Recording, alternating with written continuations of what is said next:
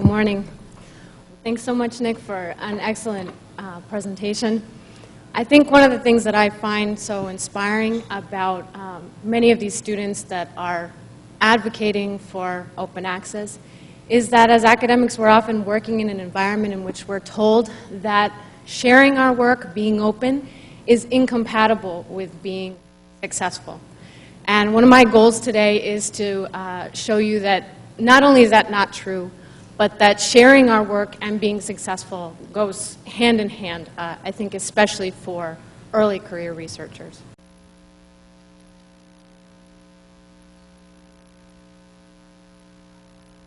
So I'd like to start today by telling you a little bit about why I'm so passionate about open access. I've been working for nearly 3 years now in Latin America, first in Puerto Rico, now in Mexico.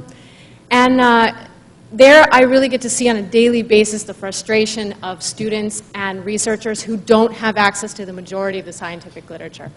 So to give you a concrete example, this is the National Institute of Public Health in Mexico. It's a large federal research institute. We have around 300 researchers and over 700 graduate students. But our access, as you can see here, is extremely limited. So via the institution, we have access to a total of 139 journals. So Pete Binfield mentioned this morning that there's over 28,000 peer-reviewed journals.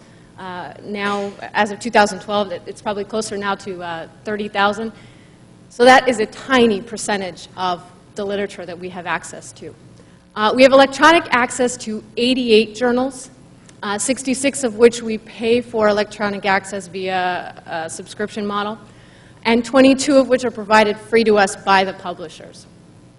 The remaining 51 journals we have access to are available in print version only. That means there are 1 or 2 copies available in the library, and we need to go there and make photocopies to get those articles. And you can see a few examples there. This includes Cell, Lancet, Nature, and Science. The reason that we have them in print-only form is very simply cost. So print version subscription costs less than half of the electronic subscription.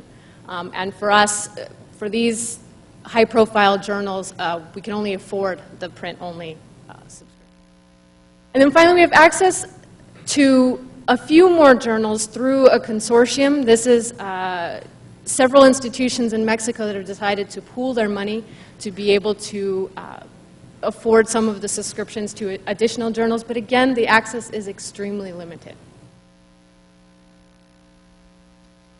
To drive home this point, so researchers in the National Institute of Public Health there are working on important diseases such as Chagas, cholera, dengue, HIV, influenza, malaria, tuberculosis. These are serious public health problems. And this is just a small list of the journals that we do not have access to. So, for example, PNAS, Nature Immunology. These are journals where key results are coming out about these diseases in these fields, and we're not able to read those results. Again, what is the limiting factor? It's simply cost. So as many of you know, the publishers don't make the subscription costs public. So I can't tell you exactly what those costs are, but I can tell you that for a single journal, it can cost up to half or the full annual salary of an entry-level researcher. So this is not something the institution can sustain. And so I guess the obvious question is, how do I get access to the majority of the articles that I want to read as a scientist? It was mentioned earlier, Nick mentioned the ICANN has PDF hashtag. That's how I get the majority of my access. As grateful as I am that that mechanism exists, I think it's ridiculous that I have to rely on the kindness of strangers on social media or friends over social media to be able to get the access that I need as a scientist. So knowing all this, what is it that I can do? So I'm a research faculty member, but I don't have tenure. I don't sit on any hiring or tenure committees. I'm only 4 years out of my PhD. How is it that I can have an impact? Well, the best way that I can have an impact is to choose to make all my work open. And so these are several of the personal pledges that I've made in that respect. So I have chosen not to edit, review, or work for any closed access journal. I've chosen to blog my work and post preprints whenever that's possible. Just to discuss and to open up the scientific process, I think, is really important. I've decided to publish my work only in open access journals, and that means by extension that I will not be publishing at any point, for any reason, in Cell, Nature, or Science. And then finally, that I will pull my name off of a paper if my collaborators refuse to be open. As you can imagine, there have been several people who've told me that these commitments are tantamount to career suicide. Not only do I hope to convince you today that that doesn't have to be the case, but I also think that it's very important that if I make it in science, it has to be on terms that I can live with. And if I were to lock up my work, that would not be something that I could live with. Just by a show of hands, I'm curious, how many of you in this room either have or would be willing to commit to at least one item on this list? All right, that's fantastic. So I hope that by the end of this presentation, I can convince a few more of you to raise your hands. And if I accomplish that, then I will have accomplished one of my major goals here today. I understand that as early career researchers, many people have concerns.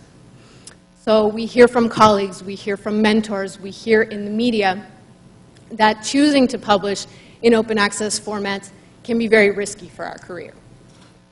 These are some of the most common concerns that I've heard from early career researchers. So, for example, if I publish in OA journals, I'll be hiding my work away in less visible or less prestigious journals.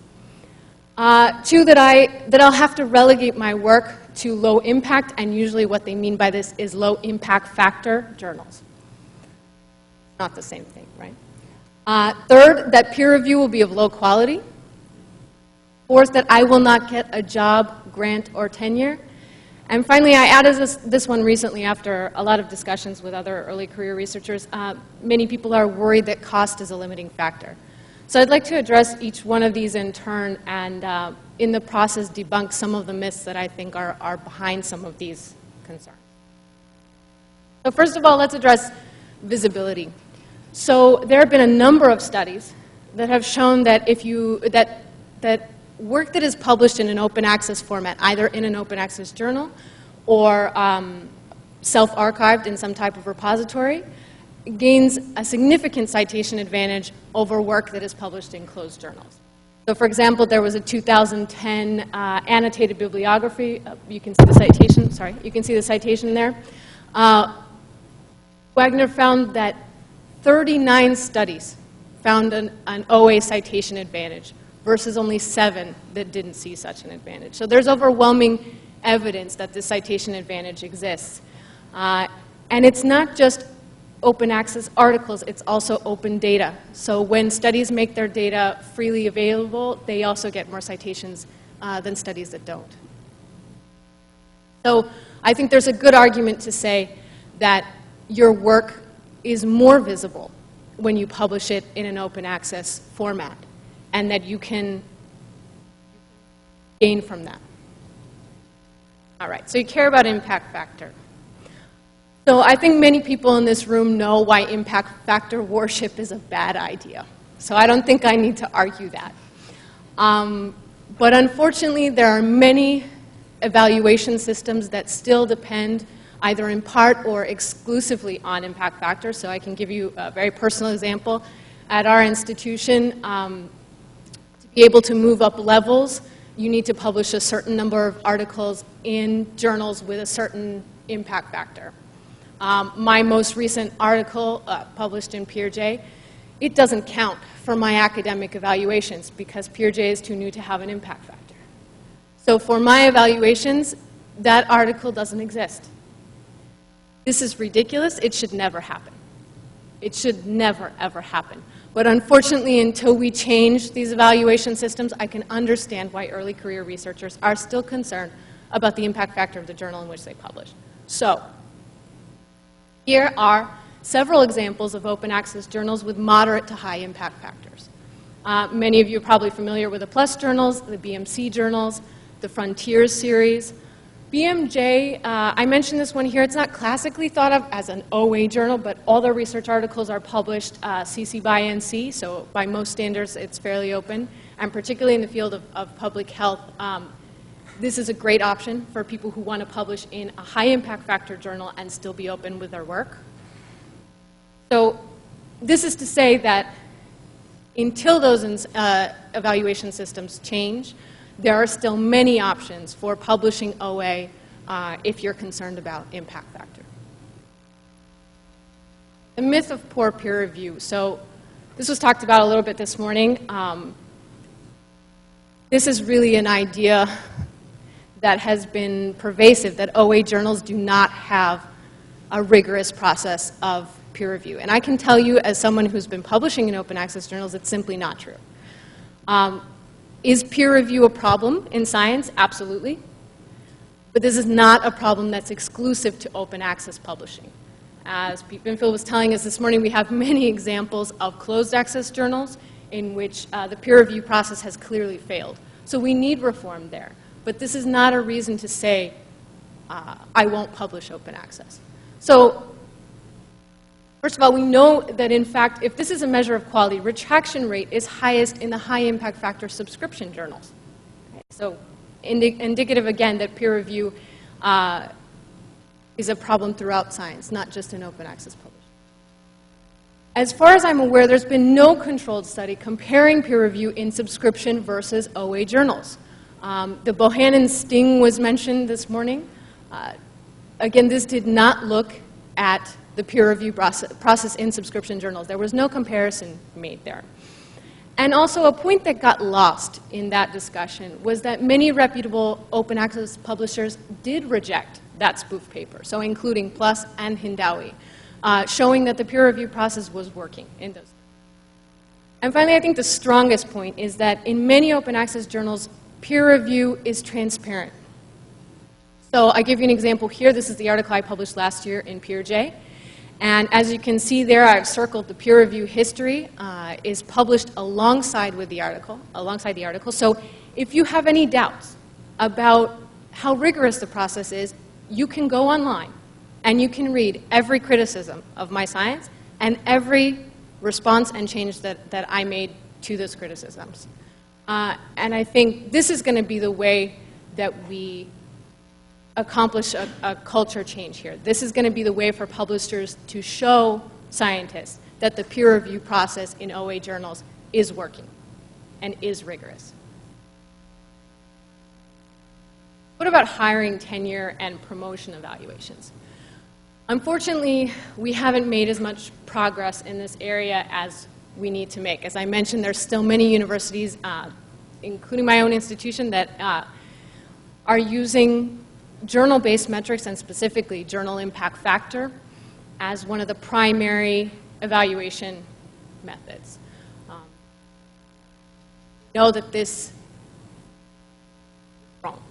A journal impact factor does not tell us about the scientific quality of the work, and we should not be judging people based on that metric. And so I think that we're starting to see some evidence that the tide is changing in this respect. So Nick mentioned the San Francisco Declaration on Research Assessment. More than 400 organizations and 10,000 individuals, including myself, have signed DORA, pledging not to consider journal-based metrics, including journal impact factor, in hiring, promotion, or funding decisions. They have also pledged that the content of a paper will be weighed more heavily in evaluations than the journal in which it was published, and particularly put this in the context of early career researchers and their evaluations. And finally, have pledged to consider the value and impact of all research outputs. That means we're not just looking at articles as the currency here. We're looking at data. We're looking at software tools. We're looking at outreach. All those things that go into doing science that don't necessarily get put into an article. So the question is, how many people in the room have signed DORA? Okay. Well, if you believe that in these statements, if you believe that journal impact factor should not be used in evaluating scientists and all the other points that I have here, please go to the link there and sign. It's important that we show our support for things like this. I also wanted to give a shout out to UNT here because I was reading the Denton Declaration, and this is fabulous. So the Denton Declaration, for those of you not familiar with it, is all about the importance of open data and how open data benefits society, benefits scientists, and how we should really be putting more value on open data. And specifically, I took a passage here from the Declaration that speaks to tenure and promotion, that we should be valuing open data and whether people publish their data sets and make that available when we're looking at tenure and promotion decisions. I think it's fabulous to see that UNT is doing this. There are several other universities, VCU being one of them, that's starting to incorporate this type of language, support for open access, open data, open science, into their tenure and promotion policies. I hope that we see a lot more institutions following suit.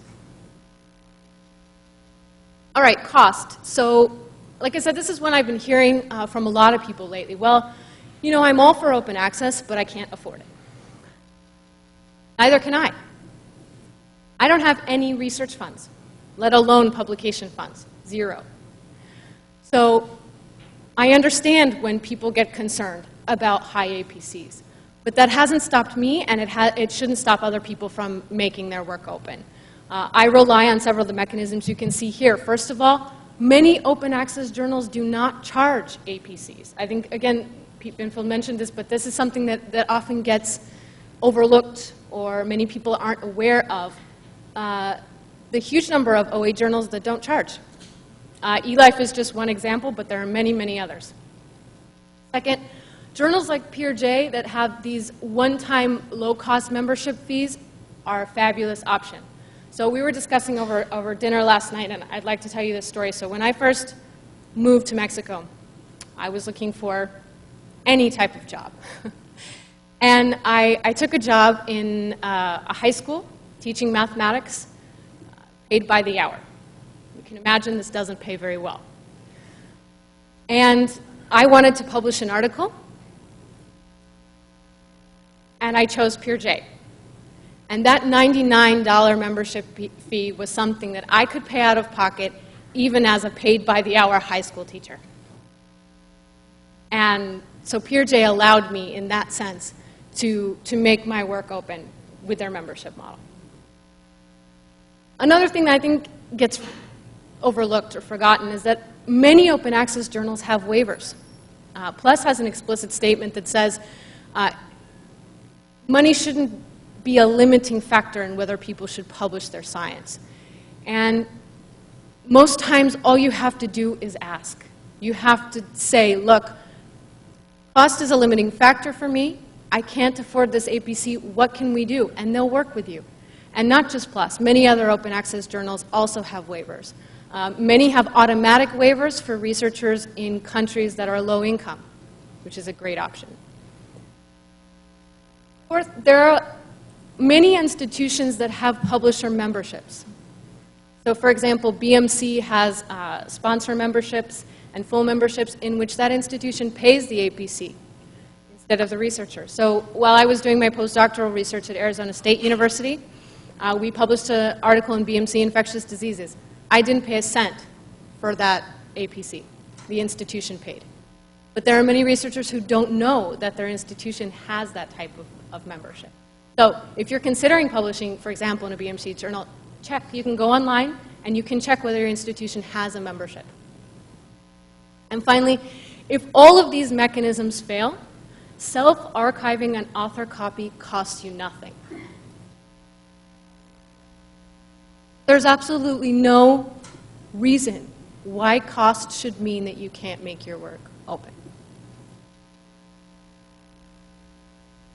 But I do understand that there are circumstances under which early career researchers may still wish to publish in a non-open access journal. And as I just said, you can publish, in that case, an author copy. You can go green. There are many, many repositories online. For example, Figshare, Archive, BioArchive, institutional repositories, personal websites. There are many, many places where you can post an author copy of your article. So many of you know me. I'm a big fan of Figshare. So this is my Figshare profile here. And what you can see is that those items that say paper, those are author copies of 2 articles that I published in closed access journals. Those will be the last articles that I publish in closed access journals. But they are freely available on Figshare for anyone to read. Now, something very important when you're going green is that you don't sign away your rights. So you can choose to put an author addendum in your publishing agreement that allows you to retain your rights. So, for example, this is Spark's author addendum here. I'm a big fan of this author addendum. If you attach this to your publishing agreement, you retain the right to reproduce, distribute for non-commercial uses, the right to prepare derivative works, the right to authorize others to make non-commercial uses, and the right to post that article on a website and digital repository. In other words, this allows you to go green. And many times, we were having a discussion, I think with Sarah, who said last night, many times it's just a matter of asking. If you don't ask, those publishers won't give it to you. But often, if you say, you know what, I'm not signing my rights away, and you negotiate with them, you can come to an agreement where you can publish in the journal you want to publish in and still be open. So many people have asked me, what is my advice to early career researchers that want to be open and want to be successful, obviously?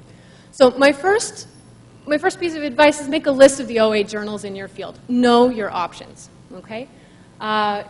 This is an example of a list that I published on Figshare of open access publishing options in neuroscience, which is my field. And this is available in 3 different file formats you can download. It's got information on the types of license, the APCs, all kinds of information that you would like to know before you publish in a journal. So I highly recommend, if you are an early career researcher, putting a list like that together for yourself and also sharing it with others, because there are many times that people would like to know what their options are. Second, discuss open access up front with your collaborators. There have been times where I've had meetings, initial meetings, the very first meeting with a collaborator, and I've said, look, you know, I know we don't have the project even started yet. We certainly don't have an article in hand, but I'd like you to know what my views are on open access, so that when we do have an article in hand, you know where I'm willing to submit and where I'm not willing to submit. And at that point, those collaborators can make the choice to continue that collaboration or not. I haven't had one yet tell me, you know what, let's cut the collaboration right here. No. Every time I've brought this up, people have been very supportive. That doesn't mean that'll always be the case, but I think it's very important to bring up right off the bat because you can avoid later conflicts. Same goes for preprints and self-archiving. If you plan to put a free copy of that article online, tell your collaborators, tell them up front. Tell them what you plan to do with that work and how you plan to share it. Document your alt metrics. Impact story is a great option for this. So I've created an impact story profile with my research outputs, and I can print that out, and I can show that to potential employers, for example, and say, look, not only do I have information on my citations, but I have information on how often my article is being downloaded, shared, tweeted, talked about. I can get a broader picture of the real impact of my work and share that with others. Blog about your science. One of the best ways to be visible is to talk about your science, and not only that, but to talk about it in terms that those outside your field can understand. So you're not just in a tiny little echo chamber. You're broadcasting those results, you're educating people, and also that can bring in collaborations that you never considered. People understand your work from outside. They can contact you and say, you know what, this is my perspective on it, how about we get together? And this can open up opportunities that might not have otherwise presented themselves. Finally, be active on social media. There are some people in academia that view Twitter as a waste of time. Couldn't be farther from the truth. I wouldn't have presented at Spark, I wouldn't be here today if it weren't for social media. I've made fantastic connections. I've learned a lot. I've made my research more visible. I've connected with people in my field. All of that through social media. This is a tool that's essential. So a few people have asked me, beyond those points, give me an even more specific plan of action. Me, as a graduate student, as a postdoc, as an early career researcher, how do I approach my mentor who is not necessarily supportive of open access and get them on board? So here's a small plan of action I put together. First of all, you need to open a dialogue. That's the first thing that needs to happen. Ask your mentor for a meeting to discuss publishing options. Put together a concise presentation, no longer than 15 minutes. Many PIs don't have a lot of time. You can always expand on this later if you're asked for more information. Put together a presentation and talk about the benefits of open access. Include data. The people you're talking to are scientists. What they want to see is the evidence, right? So put together data on the lack of access worldwide, on the advancements that have been made through open science, on the citation advantage that they can reap publishing their work in open access formats. Explain how your work and also the lab as a whole could benefit from being open. And again, I mentioned this, create a list of open access options and share that with your mentor. And finally, if your mentor insists on publishing in a specific closed or toll access journal, discuss submitting an author addendum. Okay? But again, start these discussions early. Do not wait until you have a manuscript in your hand. Okay? The earlier you start these discussions with your mentor, the more likely you are to come to an agreement. What's my advice to people who are in more advanced stages of their careers with respect to how they can support early career researchers? The first thing is to listen. Listen, listen, listen. So if your junior scientists come to you talking about the benefits of open access, consider the evidence as you would in any scientific problem. Listen. If you keep an open mind, and you also give your junior scientists the feeling that their opinions are being considered, that creates a more collaborative environment, a more productive scientific environment. Second, lead by example. If you're open and others see the benefits of that, they will follow suit. Be receptive, answer emails, tweets, questions. I get a lot of tweets and questions from early career researchers about OA. Answer them. Answer as many as you can. And say yes to giving as many tutorials, guest lectures, talks at meetings as you can. Do not consider where people publish in making hiring, grant, or tenure decisions. And again, this goes back to DORA. Sign DORA and follow those principles. Write open access publishing funds into your grants. We said that there were many ways that you can pay for open access, that you can support open access without having a lot of funds, but if you have the opportunity to write those funds into your grants, do it. That means that the graduate students and the postdocs under you will not have to worry about where those APCs come from.